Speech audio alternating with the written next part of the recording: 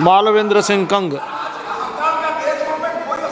माननीय श्री मालवेंद्र कंग। यहाँ sir, mic thank you sir. Sir आपका बहुत बहुत धन्यवाद, आपने मुझे इतने अहम अमेंडमेंट बिल पे बोलने का आज मौका दिया है। लेकिन सर देखिए, पहले ये सरकार 3 एंटी फार्मर बिल लेके आई, 1.5 साल तक किसान सड़कों पे रहा, संघर्ष करता रहा, पंजाब ने अगुवाई की और उसके बाद वो जो तीनों कानून वापस लेने पड़े सरकार को, क्योंकि किसान की रोजी रोटी का सवाल था। उसके बाद सर अग्निवीर के माध्यम से लाखों नौजवानों का जो है फ्यूचर, भविष्य से खिलवाड़ किया गया, जो देश की सेवा करने चाहते थे। और नौजवानों ने कितने समय, लंबे समय तक और आज भी वो संघर्ष कर रहे हैं, क्योंकि अग्निवीर के माध्यम से ना सिर्फ एम्प्लॉयमेंट बल्कि जो देश की सेवा करना चाहते हैं नौजवान, उनको भी रोका जा रहा है।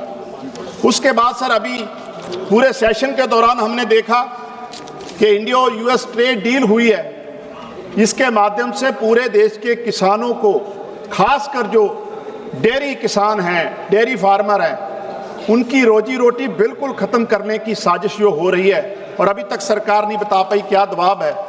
और अब जो ये इंडस्ट्रियल रिलेशन कोड के माध्यम से वो मजदूर जो इस देश की बुनियाद है सर, इस देश की डेवलपमेंट में, इस देश की तरक्की में सबसे बड़ा अगर योगदान है किसी का तो वो हमारे मजदूर भाइयों का है।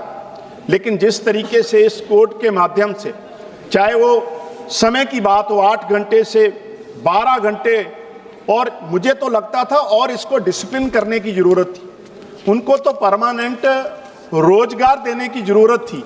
लेकिन सरकार तो ये कह रही है कि 300 एम्प्लॉय किसी इंडस्ट्री से 300 से कम है, 299 भी है, तो विदाउट नोटिस उनको निकाल दिया जाएगा। सर ये कितना बड़ा अन्याय है उस वर्ग के साथ सर, जो सबसे ज्यादा मेहनत इस देश के लिए करता है और जिसको जरूरत है, उसी वर्ग को जरूरत है। आज सरकार को चाहिए कि उसकी बेहतरी के लिए काम करे।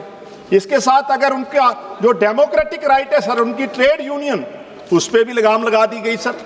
ट्रेड यूनियन के माध्यम से अपने अधिकारों की वो लड़ाई लड़ते थे, लेकिन जिस तरह की इसमें पैमाना रखा है कि किसी भी यूनियन के अगर 50 से कम मेंबर है तो वो यूनियन रजिस्टर्ड नहीं हो सकती, ये तो सरासर अन्याय है सर। ये मुझे लगता है जो फेडरल हमारा संविधान का बेसिक स्ट्रक्चर है, उसकी स्पिरिट के खिलाफ है सर। इसी तरीके से सर आज जरूरत थी कि उनको जो मिनिमम वेजेस है, वो एक मिनिमम वेजेस जो है उनके लिए निर्धारित किया जाता सर। लेकिन इस कोड के माध्यम से जो इंडस्ट्रियल रिलेशन अमेंडमेंट कोड 2026 है, मिनिमम वेजेस जो है वो भी खत्म कर रहे हैं। हाँ, आज तो जरूरत थी इसको प्रिस्क्राइब करते, एक पॉलिसी बनती, जो मजदूर है अनऑर्गेनाइज तरीके से जो काम कर रहे हैं उनको एक मिनिमम वेज दिया जाता है।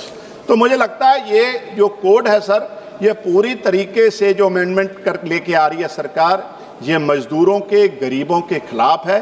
सरकार को इसको वापस लेना चाहिए और मैं इसके विरोध में यहाँ खड़ा हूँ। आपने मुझे इस अहम बिल पे बोलने का मौका दिया, बहुत बहुत धन्यवाद।